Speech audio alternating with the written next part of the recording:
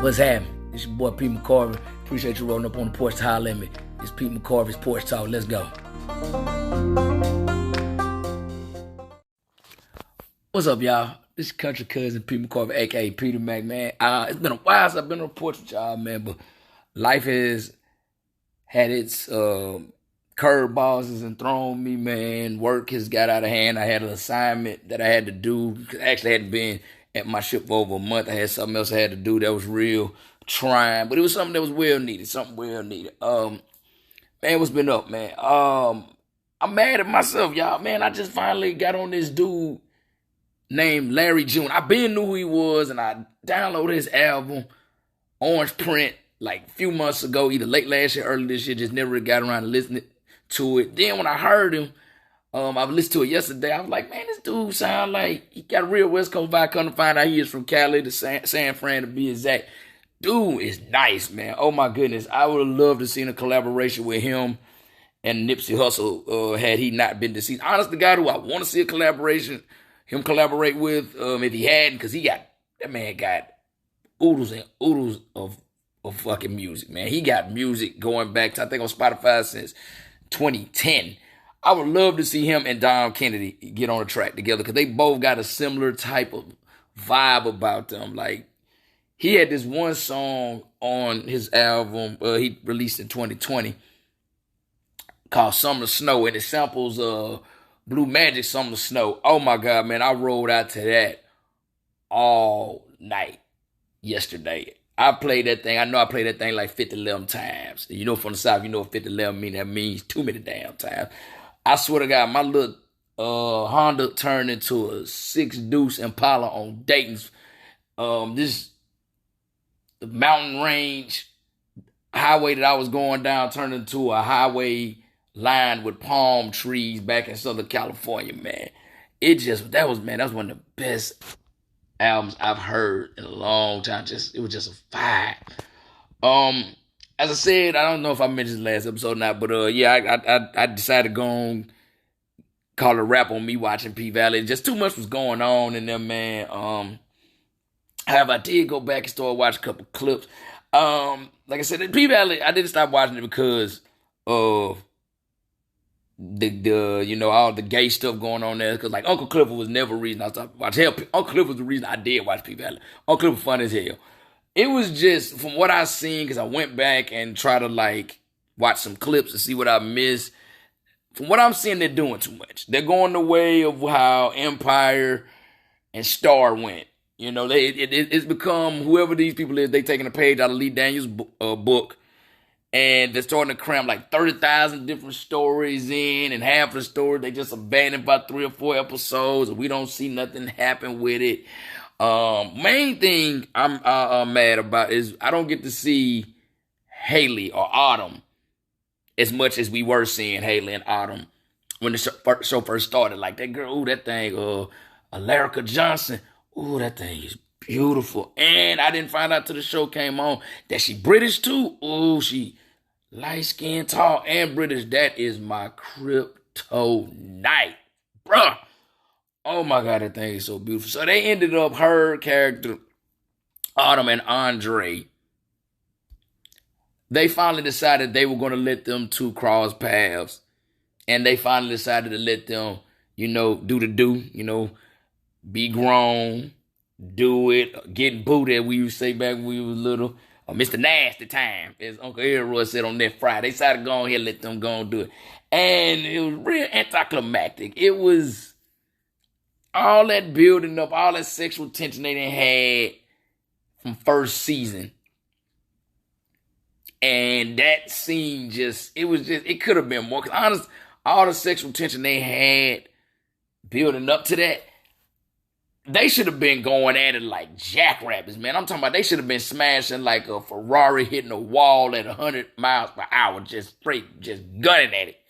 It was nice, so it was kind of anticlimactic. I'm not gonna lie, the lead up to them actually having sex was more actual arousing than the actual sex scene. And so my man, she pretty much went submissive for Andre. Man, my man made her strip down to nothing but this nice little lovely red bra and panties that are showing off every curd and God bless that beautiful, tall, succulent drink of water with, woo! Oh my goodness. Then he made him crawl to her. Oh, when she crawled to him, oh Lord, it was, oh Lord, I was sitting there like, oh my goodness. I'm bagging back and she crawling forward. I'm on my couch. Every crawl she make forward, I inch back on the couch. I'm acting like, oh, she coming on me like, oh baby, don't do this. Oh, don't come here on me. I ain't gonna, I'm gonna give you the best 30 seconds of your life. Don't do this to me. But when she finally stood up and everybody get ready to go and she dropped her panties, ooh, and that Bad by Wale and Tierra Thomas started playing. Oh my goodness, I thought it was gonna go down. Boy, I thought it was gonna go down like a Catholic priest to hell. But nah, it didn't really hit like that, man. Not the sex scene itself, it really did. And another thing I didn't like this part of it. Like when she finally got Andre pants off and threw him on the bed, they had him just on. They just had him up and stuck, like Cardi B would say. You know what I'm talking about? Where he was up and stuck. What was up and stuck? Well, when you watch it. And that would get me, I'm like, this woman barely touched this man. And he already done stuck with it. I'm kind of tired of, P-Valley. For it to be called P-Valley, they show a lot of D's on there. They show woke D's and they actually showing P's on there. They didn't change the name to D-Valley. Because that's pretty much all we seeing on there. It's just, oh my goodness, Pokey Sean, I ain't realize she went through all that. But no, I'm gonna tell you who really made me mad for me catching up on the clips and everything was when Mercedes decided to take Coach up on his offer and have a threesome with him and his wife. When they finally got into it, so Mercedes and Coach's wife were actually interacting more than Coach, Mercedes, and his wife all together, and Coach decided he want to get mad. So Coach goes off on his wife. She barely tell him she want them good and like them good. Yeah, she good and like them good. Y'all know that. If you know me, you know that's an old saying of mine. And then she was like, you don't care about me. And here come Mercedes. Yeah, you don't care about her. I'm like, heifer, you ain't got paid yet. You shouldn't do that. And sure enough, it backfired. And and Coach did it like a little 7-year-old who going out there to play at the playground. You don't let him play with his own ball. He take his ball and go home. Took the battery out of her car and everything. Took the money. So ladies, I'm going to tell you this, watching that. If you find yourself in that situation, get your money first and then talk crap later. Or better yet, stay out of crap. That grown folk business. That is relationship. Like my mama always told me, don't get in nobody else's relationship. And I tell my girl that when she was like, my fiance mad. He mad about me being over here with you. I don't know what I say. That's between you and that man. I don't get in the middle of nobody else's relationship. Speaking of the ex, not her, but I actually had another ex. Oh, boy, y'all, this is funny. So I had an ex reach out to me recently. So it's an ex I had, young lady I was dating in San Diego, California. Oh, this is funny. So I saw on the Instagram she was posting a lot of stuff in San Diego saying, I'm going to miss this view. Oh, I really miss this and whoop the whoop the whoops. I'm like, she moving? Because, I mean, as long as I've known her, she's been like San Diego to the core. So I finally, saw that and I DM'd on Instagram. I said, yo, Shawty, you moving? She was like, yeah. I'm like, well, where you moving to? She's like, I'm moving to Colorado. She's like, it's just too much toxic stuff going on here. So I like, I feel you. I said, I dig it. I said, but I want to let you know this, though. You're going to take you where you go. So leaving this toxic situation, if you ain't trying to better yourself, you going to take yourself and your toxic ways to Colorado. I said, but I hope everything works out for you, Colorado. She's like, thanks. I said, hey, if you can survive living up here in Washington State, I said, you should be straight.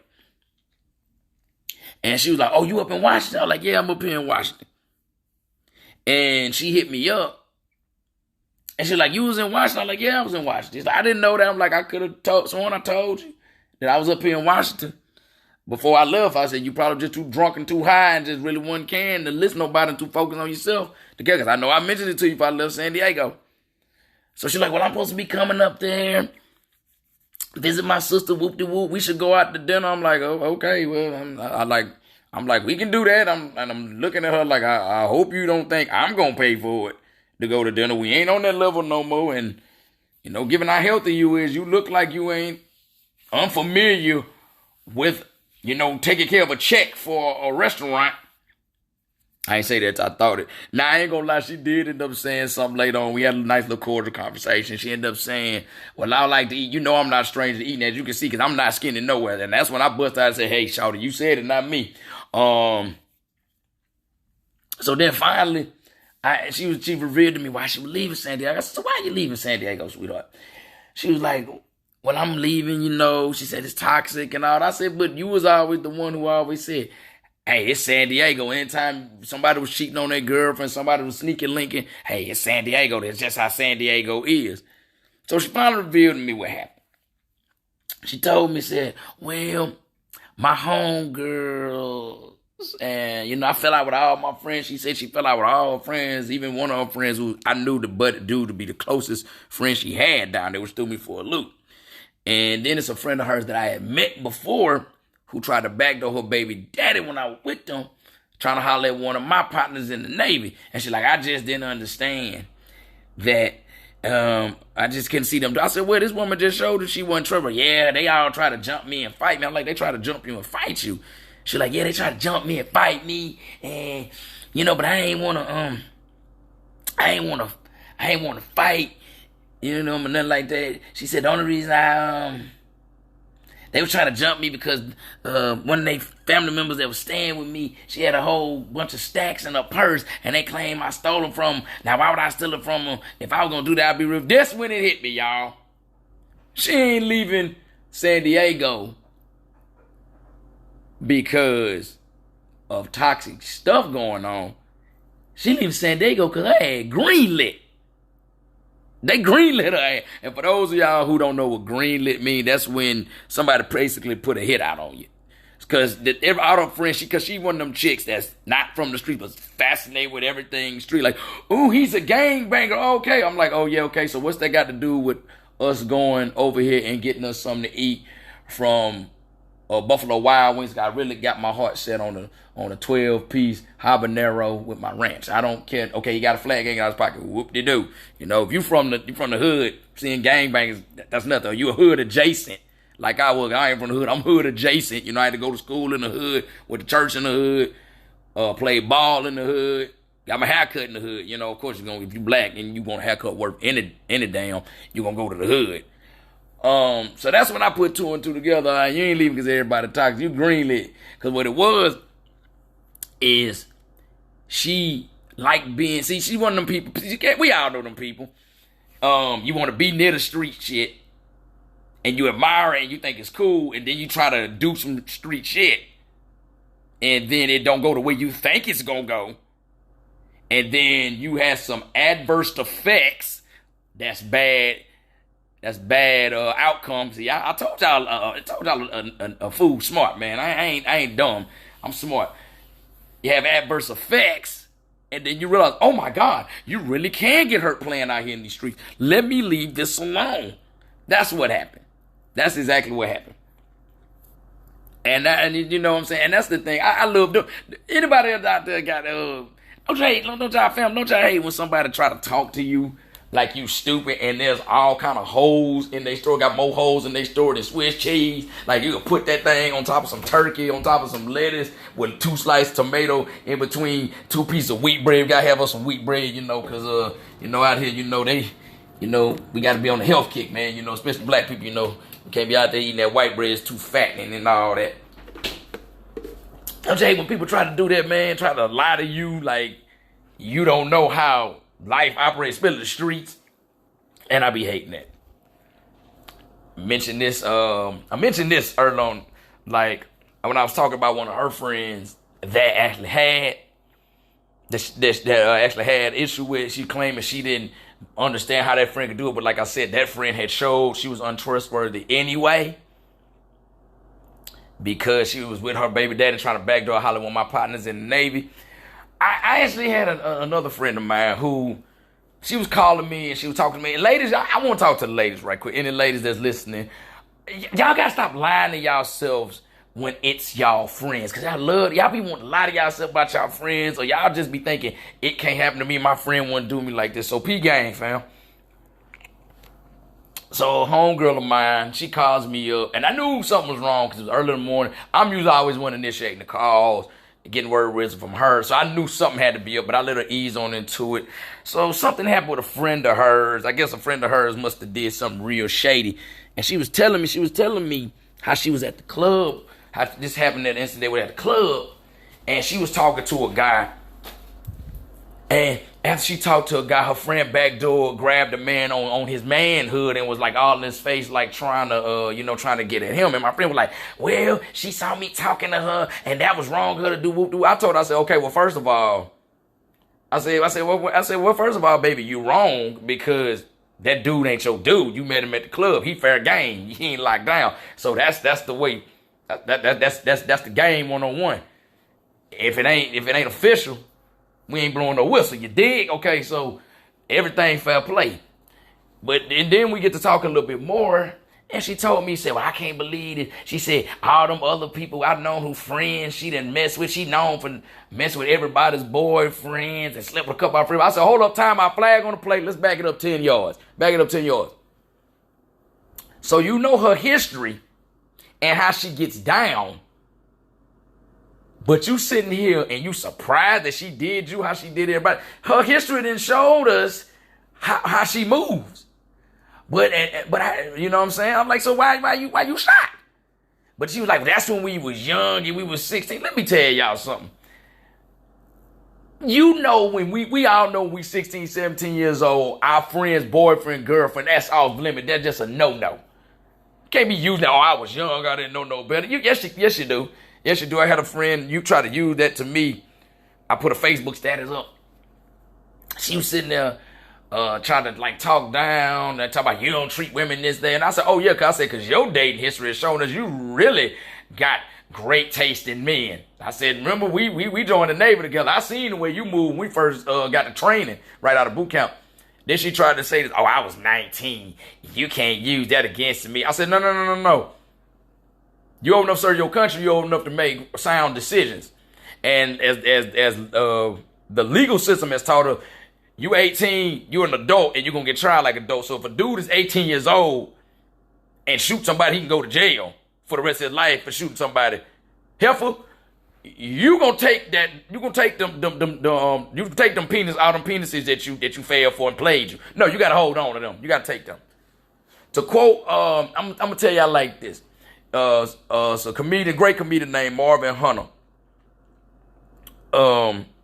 He had said this in one of his first videos he put up on the internet. He said, any penis that is inserted into you past your 9th grade year of high school, you gotta hold on to that. You gotta take that. You gotta hold that. You gotta charge that to your record. So now don't sit there and hit me with that. But back to like I said, back to my friend. So she tells me this. Then she tell me, oh well, nah, you wouldn't think that I tell her, so basically Shawty ratchet. That's basically what you telling me, she ratchet. No, she ain't a ratchet. And this, y'all, this is what's funny. She told me this. She not a ratchet. She pretty. She educated. She own a business. I'm like, and how is that not criteria to be ratchet? Do you not see all the love and hip hops and the Real Housewives of Atlanta, L.A., Tuscaloosa, Alabama? Hell, because they putting one at every damn place here. They probably gonna have one in Moss Point for us. I said, you telling me so beauty, entrepreneurship, and education equals not ratchetness? Baby, let me tell you something, because social media and the regular media have told us that is a damn lie. So then she was like, well, nah, you wouldn't think she ratchet. And I said, baby, let me tell you something. The main people who I feel are some of the ratchets, if you don't watch them, are like nurses. Like, I'm scared to date a nurse. I want to date one, but I'm scared at the same time. I want to date, they make a lot of money, and a lot of nurses fine, and there's something about a woman and some scrubs. It's something, y'all ever notice how them scrubs feel? A woman she got her nice booty. It's like them scrubs that hug them things, though, don't it? It hugged the hell out their ass. Woo! Oh my God. But I know a lot of nurses, and a lot of them are some of the most ratchet of the ratchets. Because I remember seeing this meme, y'all. And the meme had said, and dude thought he was making so much sense. God bless him, because he swore he was being deep on the meme. Oh my goodness. He said, y'all can keep all them ratchet ones. He said, you give me this any day. And it would show a picture of, like, I guess they were 4 RAs. It could have been They could have been CNAs. It could have been medical assistants. Who knows? But for the benefit of the doubt, I'm gonna say they're all RNs. Man, niggas told him up in the comment section. Everybody, man, I'm just gonna put what was the general consensus. Everybody said, fool, these the main ones that's ratchet. They said, boy, you are really a pick-me, ain't you? So then she was like, well, I'm gonna show you a picture of her. I'm gonna take you a picture. I'm gonna let you see. I said, I ain't bet. Text it to me. Text me the picture. I saw a picture. I said, oh, she a bird. I said, let her fly. She a bird. I said, she a full-grown bird. I said, she ain't even a bird who just hatched. I said, she a bird that's finna lay some eggs. She know her way around the sky and everything. She probably got a nest in every tree in the park. I was just like, no, don't do that. Oh, speaking of like certain things that make women look good. So Washington State finally got the memo that it's summertime. And it's a blessing and it's a curse. It's a blessing because all these women are finally shedding off all these winter clothes they got in. Oh my goodness. I know I mentioned this last time about the ass on the white women out here, but it ain't just that. It's just every flavor, every color, just everywhere. These women couldn't wait to get naked. Oh my goodness, I've seen so many sundresses, coochie cutters, Daisy Dukes. Oh my God, it's beautiful out here. It is a lovely thing. It's a lovely thing. Boy, they couldn't wait to get naked. Oh my goodness, just sundress, man. I've seen one woman so fine. Oh my God, I know. I would have lied to her and told her I loved her. I don't even lie to women and tell them I love them. Like most dudes would lie and tell them that. I don't even lie. I would have lied to her. She was worth a lie. A dude saw me looking at her. Man, it turned into E40's choices. He like, you looking at my girl? Yep. You planning on stopping? Nope. Oh my, ooh, that thing was bad. But I have to say there's a negative to that. Because even though it went from being cold to hot out here, it was no in between. You know, everywhere else it kind of get like a little spring or something, and then it gradually warm up. Like even down there in Georgia. Georgia is as hot as the devil's front porch, man. I don't give a damn what nobody say. But it'll ease into it before it just finally decide to just turn into the ninth circuit of hell. Out here one day, it was like the North Pole. The next day, it's Satan's living room. No in between. I went from wearing a North Face to wearing a Nike tank top. It was no in between. No in between. And the bad thing, because a lot of these residential places in here do not have air conditioning. So, oh my goodness, it is a struggle. It is a struggle. And I can't leave my window open because a lot of y'all know my car got stolen and my apartment is on the ground floor. And behind me is kind of an alleyway. And you know, they got a lot of crackheads that run around here. I don't want to give nobody no opportunity. You know, I don't want nobody to come in here and rob me. And you know, I'm just got. I can't have that happen to me. So it's a plus and a minus about the heat out here. But I'll take it as long as I can still keep seeing all these nice succulent booties just walking around and just love it.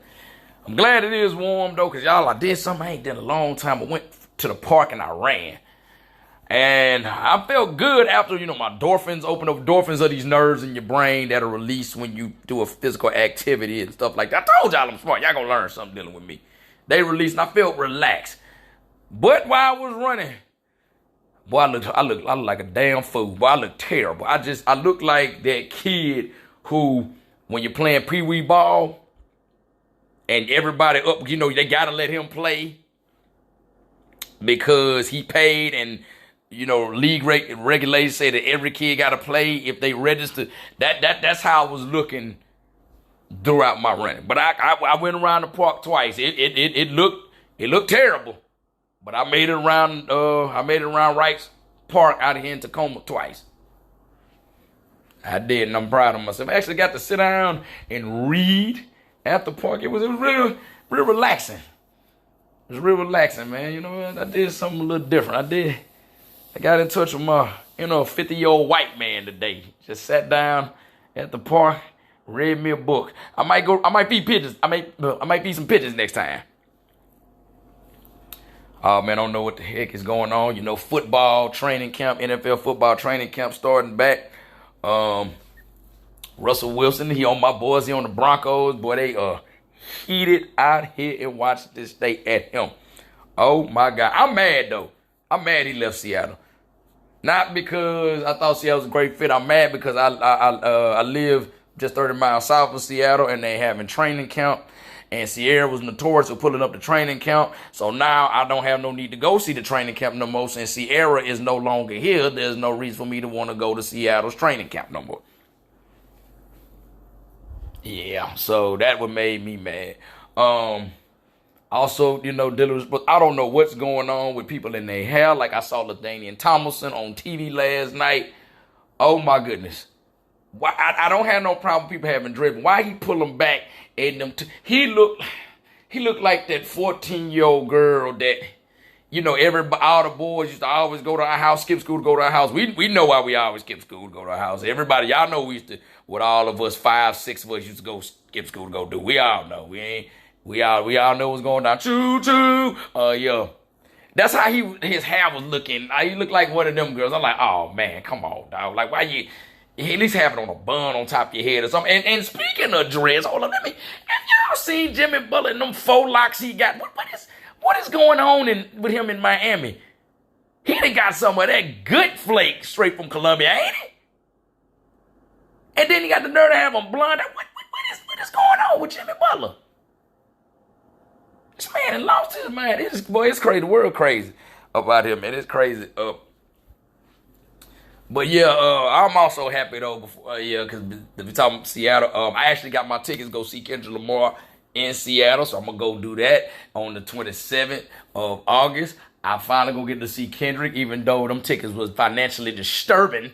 Oh my Lord, them tickets. Oof, them tickets made me rethink a lot of life choices. And man, because the tickets were $109 when I saw them a couple days before, but I knew I had to get my oil change and everything. But I checked my bank account, I had a little bit more money in it than I thought I was gonna have. I said, I'm gonna get these tickets. So now from that, they didn't jump to 109 to 140. And then on top of it, I'm like, all right, you know, that's steep. I buy them for 140. I bought them. Then when I bought them, y'all bought them. And then they added this $40-something. What is that service fee that they be adding on? Boy, why are they so expensive? What service are we paying for? I am in the nosebleed. I am sure I am not going to get some like Dom Perignon, you know, some Cristal. Y'all ain't bring me no lobster tail. Hell, I'll be surprised if the beer man and the peanut man come up there. So what service am I paying for? You mean to tell me I got to pay them tickets? I got to walk all the way up them steep steps? Because if anybody been in the sports arena and then been in the cheap seats, you know that's a hike. That's almost like climbing a mountain. And then you doing that like service. Shoot, you ought to pay me the $40. That's the service fee. I ought to get that service fee back for that $40. Just crazy. But I'm finna go see K-Dot on the 27th of next month. Knock that off my bucket list. Just enjoying. Finna go get out here, enjoy this Saturday. Hey man, it's been good talking to y'all. I know it's been a minute. Your family ain't meaning to keep you off the porch for too long. Just life happens and things happen. Before next time I'm gonna come back to Porch, you wanna get at me, you can find me on Facebook, Pete McCorvey, you know, or you can follow me on Instagram, Twitter, which I barely use, or my YouTube page is all PeteYMac10. That's PeteYMac10. It was good rapping with your fam, you know, like one of my boys used to always say, the great Keith Reed, who's out there serving our country right now. Be cool, stay calm, and get paid. Holla at you.